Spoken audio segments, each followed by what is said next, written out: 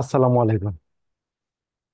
তো আমরা আজকে দেখবো ফটোশপের স্ক্রিন যদি ফুল স্ক্রিন হয়ে যায়, তার বাটন যদি খুঁজে না পাওয়া যায়, তাহলে আমরা ওই বাটন গুলা কিভাবে, লেয়ার গুলা কিভাবে ফেরত আনবো সেটাই আমরা আজকে দেখবো।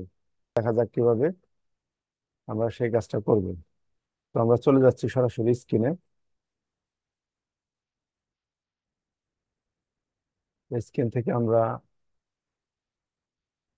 চলে যাচ্ছি সরাসরি একটা ফটোশপে। তো আমরা চলে আসলাম ফটোশপের ভিতর।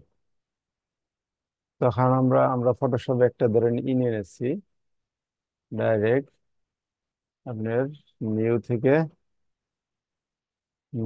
আমরা যে কোনো একটা সাইজ নিয়ে নিচ্ছি। এই ধরুন আমরা এই সাইজটাই নিতেছি।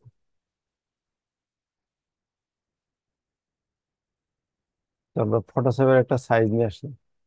তখন আমাদের স্ক্রিনে দেখা যাচ্ছে যে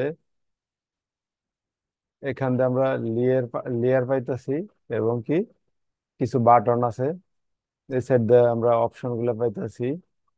এই সাইড দিয়ে আমাদের কিছু বাটন আছে। তো আমরা যদি দেখি যে ফটোশপের ফুল স্ক্রিনটাই আমাদের সাদা হয়ে গেছে, বা ফুল স্ক্রিনটাই এইটা হয়ে রয়েছে, তাহলে আমরা কিভাবে সেই জিনিসটা ফেরত আনবো সেটাই আজকে আপনাদের আমি দেখাবো। কিছুই হবো, দেখেন আপনার এখানে একটা বাটন আছে।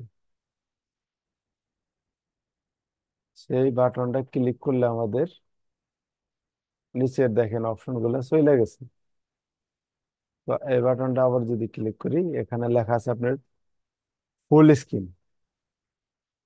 তো আমরা যদি ফুল স্ক্রিনে ক্লিক করে দেই, তাহলে আমাদের এই স্ক্রিনটা পুরোটাই ফুল হয়ে যাবে। তো ফুল যদি হয়ে যায়, তাহলে এই অপশন গুলো আমরা কিভাবে ফেরত আনবো সেটাই আপনাদেরকে আমি দেখাবো। ধর এখানে আমি ফুল স্ক্রিনে ক্লিক করে দিলাম। এখন আমার স্ক্রিন, আমরা শুধু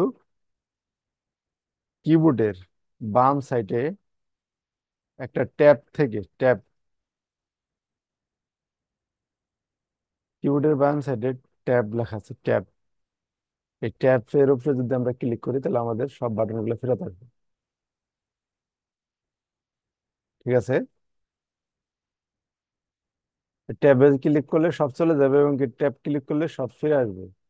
আর এই নিচের যে অপশন গুলো আছে, এটা আনার জন্য আমরা এখানে ক্লিক করে দেব। এখন আমাদের সম্পূর্ণ ফটোশপের সম্পূর্ণ জিনিসটা ফেরত আসছে।